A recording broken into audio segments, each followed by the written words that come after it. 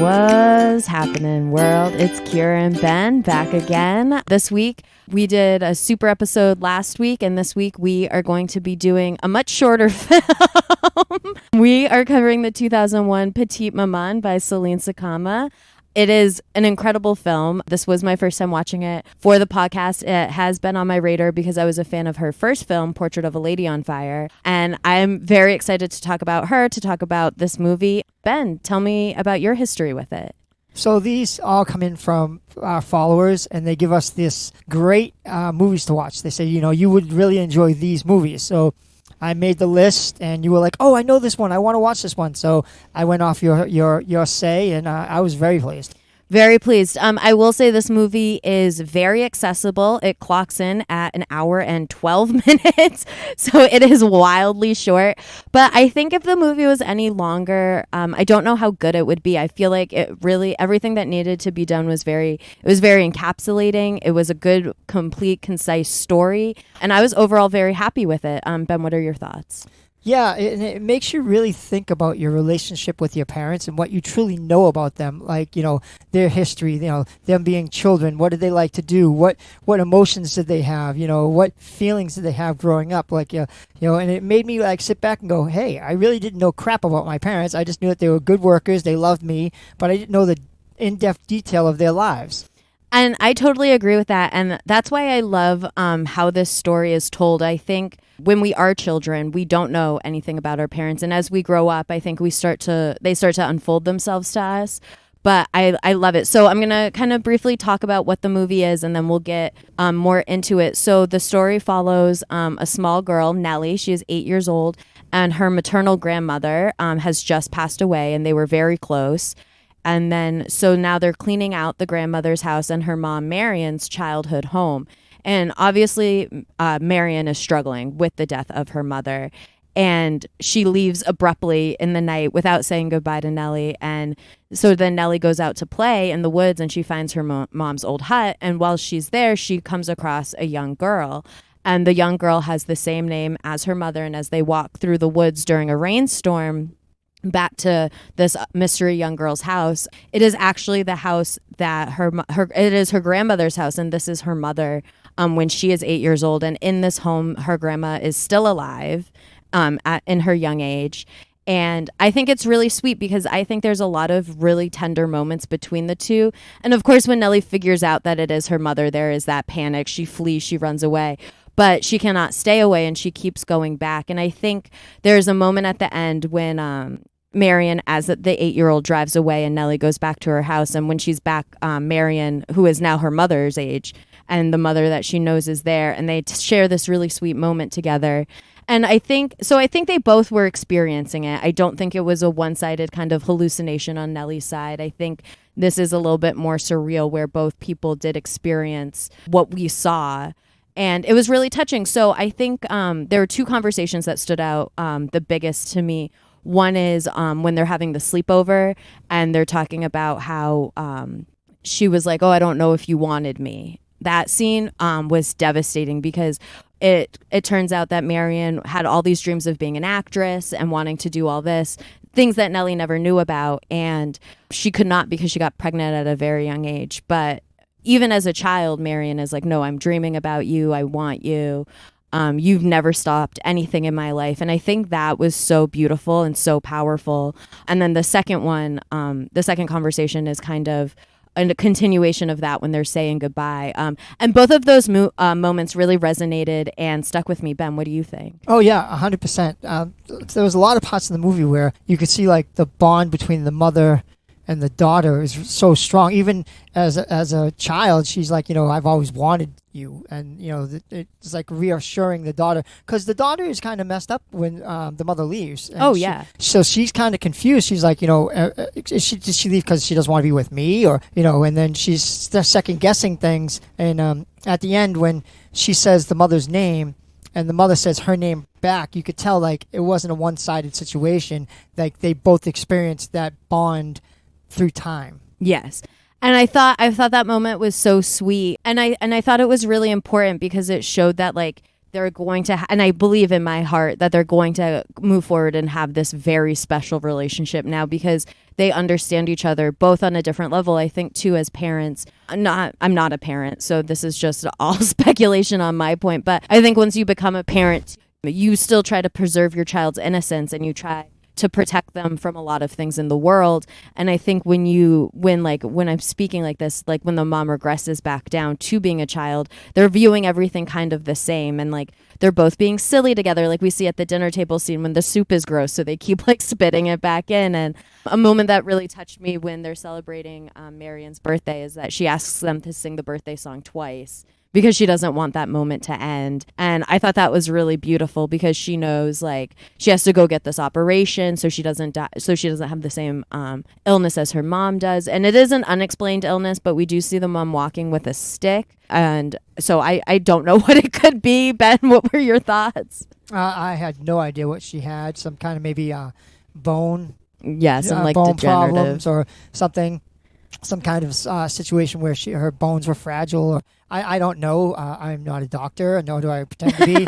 But it was kind of moving that you find out this happened right before her birthday. Yeah. So and then it was going to be her birthday in the present, and that's when she disappeared. So like I felt like maybe it was a birthday wish. Yeah, that she could go back to her mom. Yeah, or like to experience this time together with her daughter.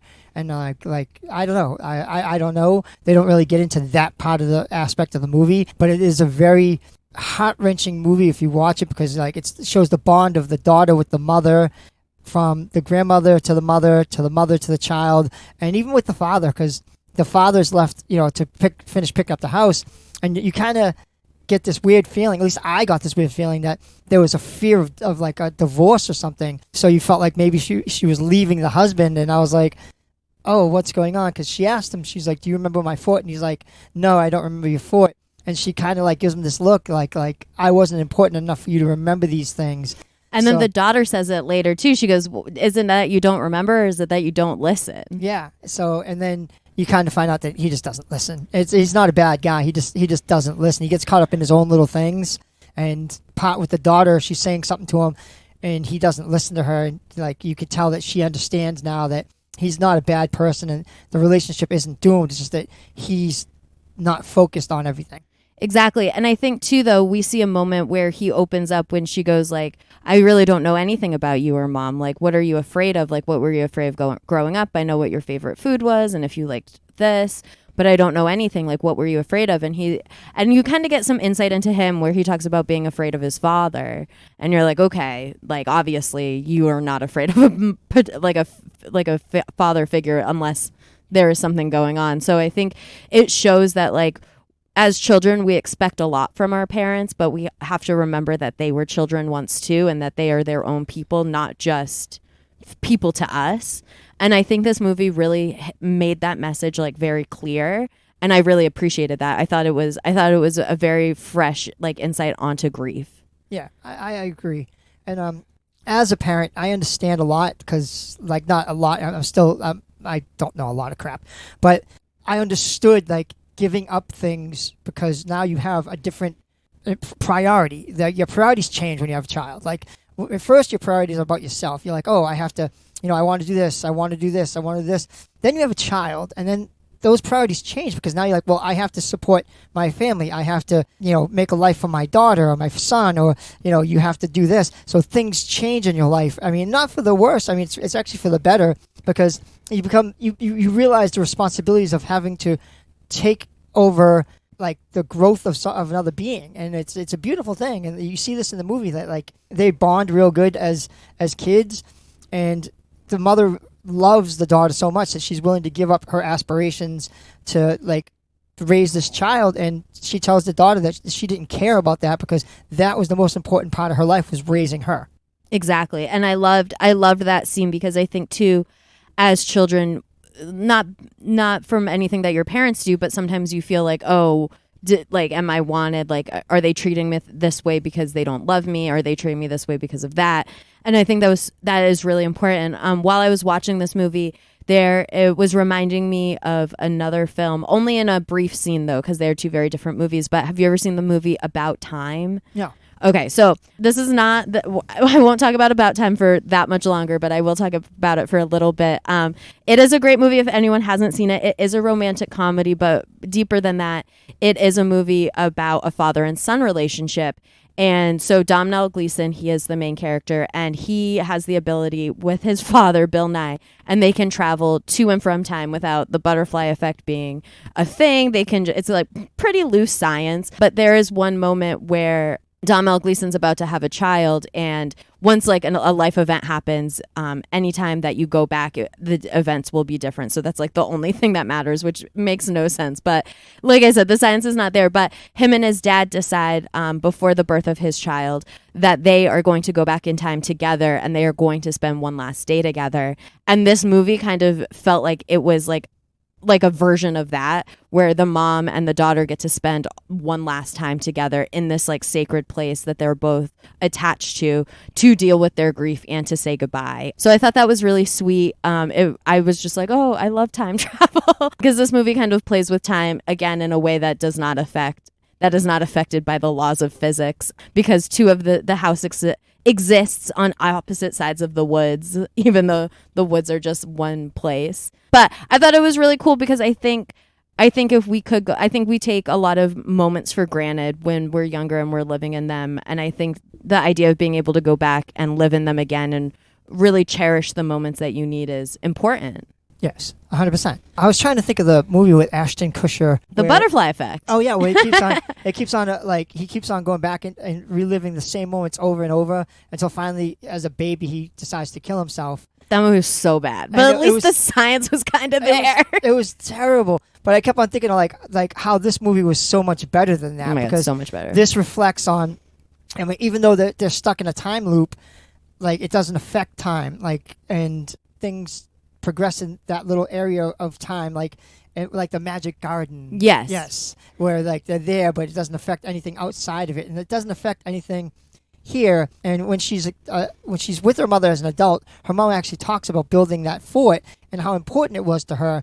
And then when she's out there, she's building the fort with her mother, and then there's a part where she goes and she does all these like nice decorations on the fort for her mother. And when her mother comes and sees it, it's like a really like an emotional thing, because her mother's like really like, oh my God, it's so beautiful, you know.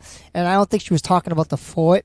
I think she was talking about her daughter. Yeah, and like what she's done and like the bond that they've created. And I totally agree with that. And I think too, you can tell that the mom, I also don't think, wanted to leave the situation when they spend those last moments together and they're out on the boat and they're like sailing around, and like they're just like having all this great time together and they're celebrating each other and like this bond. Like, and I think too, they kind of touch on the fact that they are both only children and the loneliness that you feel as an only child, and then being able to like have someone there with you. Yeah. I mean, I always like to think, I know that we've talked about how this movie is not based in science, but like in the ideas of time is a circle or an arch. It is not a flat line like we view it as. And I think that maybe this daughter did go back and visit her mother and like the mom, you know what I mean? Yeah. And that's how like she knows that like this is who she wants. I don't know. I think about things like that. I don't know if it's based in anything, but this is a great film. Celine Sciamma is obviously a female French director, got her fame from Portrait of a Lady on Fire, which is a fantastic movie if no one has seen it. And one thing I just want to compare between the two films is they're both tonally incredibly different, but atmospheric wise, she can create a gut-wrenching scene and create love and passion between two people through like set design and through camera angles and through sound. She's very good at creating a mood and very good at creating a lot of this like longing. And I think that's what this movie and Portrait of a Lady on Fire has a lot, is like searching for what you need and searching and longing for that.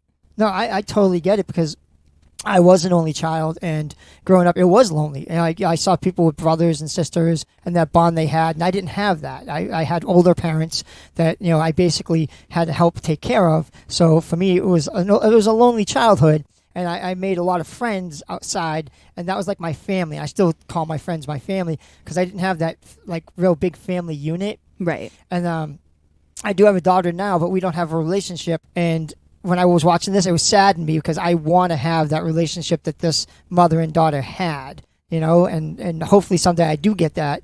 But for right now, I don't have it. So that kind of touched base with me a little bit. And I was kind of like, oh, I see how sometimes parents, even though you're a parent, you're not a parent. I mean, just because you have a child doesn't make you a parent. You got to be a parent, so. Absolutely. And Ben, it's never too late to have a relationship. Oh, I know. I will eventually. I mean, I got to wait for her to come to me. Of course. I don't want to force anything because, that's not being a good parent. No, you cannot enact your will onto your children. No, so you gotta sit back, relax, and and just know that the day will come. Hopefully, yes. Yeah. Some moments from the movie that I want to talk about that I thought were really sweet, and I think it shows how good of a writer Celine Sciamma is. When the movie opens up, we see them in a nursing home, and we see Nelly giving everyone in that nursing home like a really nice goodbye, and when you first start your movie, you're like, oh, she's a polite child. She cares about these people that her grandma was spending her last moments with. And then she has a conversation with her mom when they get back to the house.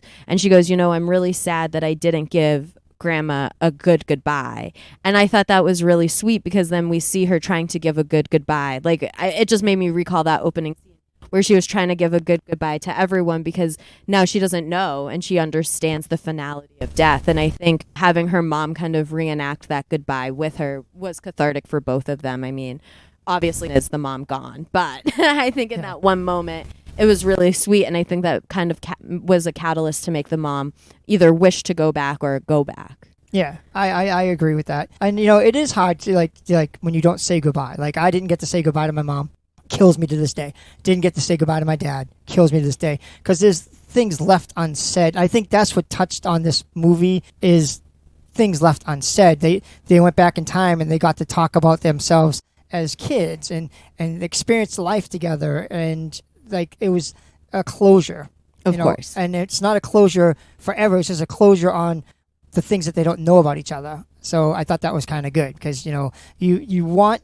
to have that last goodbye. You really do. Like it's so important, and many people don't get to experience that. They have to feel that last goodbye, and it's sad because you want to close it out on a note that. You both understand the love you have for each other. And if you don't do that, you just hope that the person goes on to another life knowing that you love them. Of course. And I think, too, deep down, everyone, like, even if you don't get to say it, I think, like, they know that you love them, obviously. But it is always better to have that closure. And I think this movie...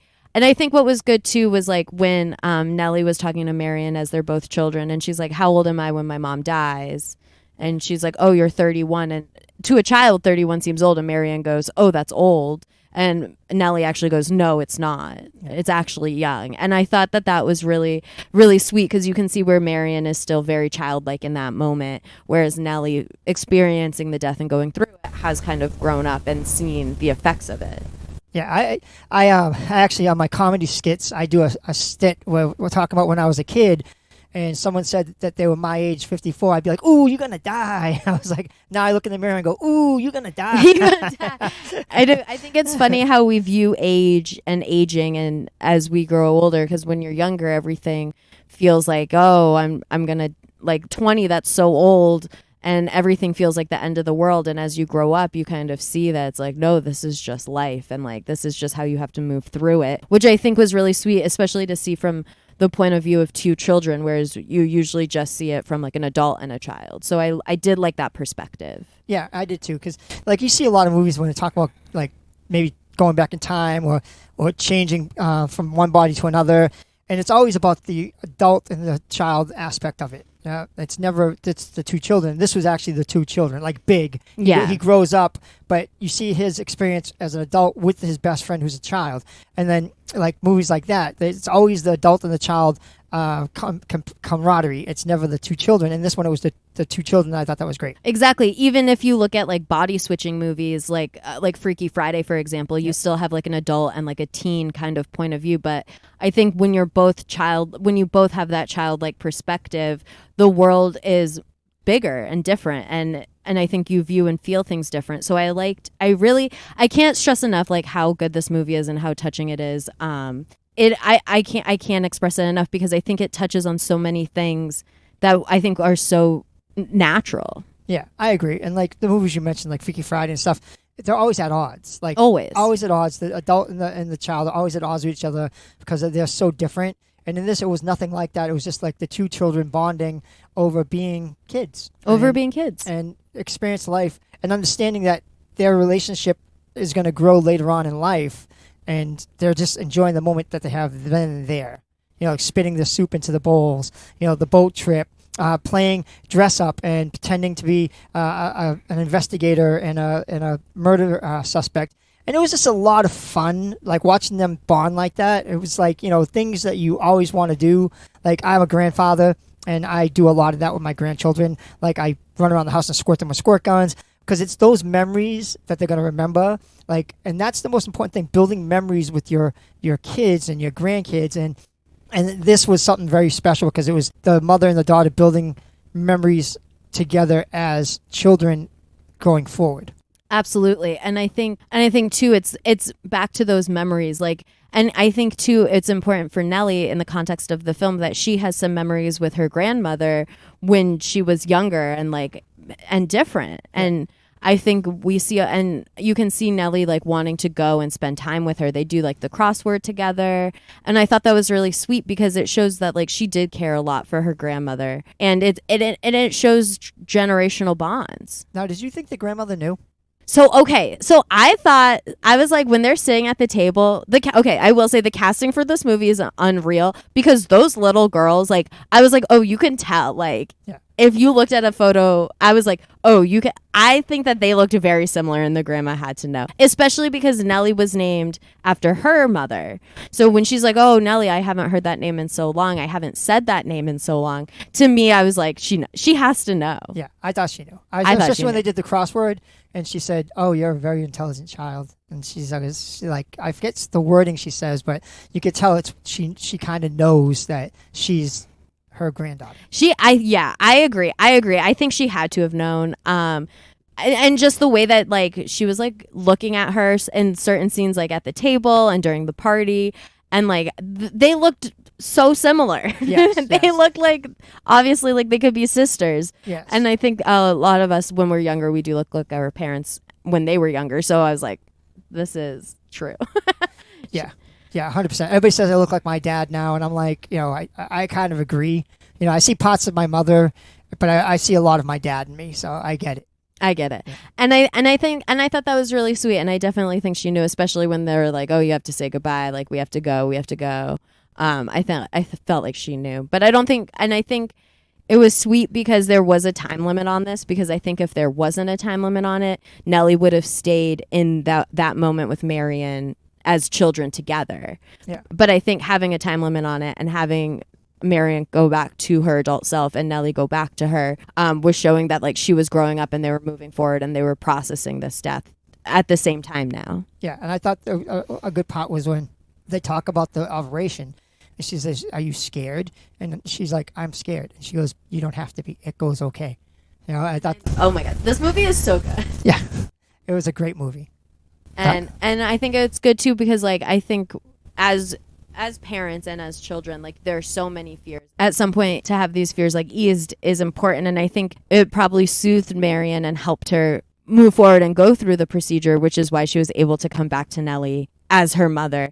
And I like the part when they say the names to each other. I thought that was really sweet. And it ends in an embrace. Like it's because it is a sweet movie. And like the dad character was important, but to me, he was kind of inconsequential to everything else that was going on. Yes, I agree 100%. He was there picking up the house, and that was his focus in the whole movie, was just to get the house done. He really didn't have a big part in the bond between the daughter and the mother, except when she come over the house. And I think he kind of knew too, because there was a point when he like looked at her and he goes, "Is this your friend?" And yeah, and she was like, "Yes." And then like the daughter, the mother as a child says something to him, and he gives her a double look, and I think like he kind of knew. I think he knew, because again, like how could you not know? Like if you see these two kids together, you're like, they look alike. And as like a husband, he's probably seen like younger photos of his wife, I would assume, right. Unless he forgot.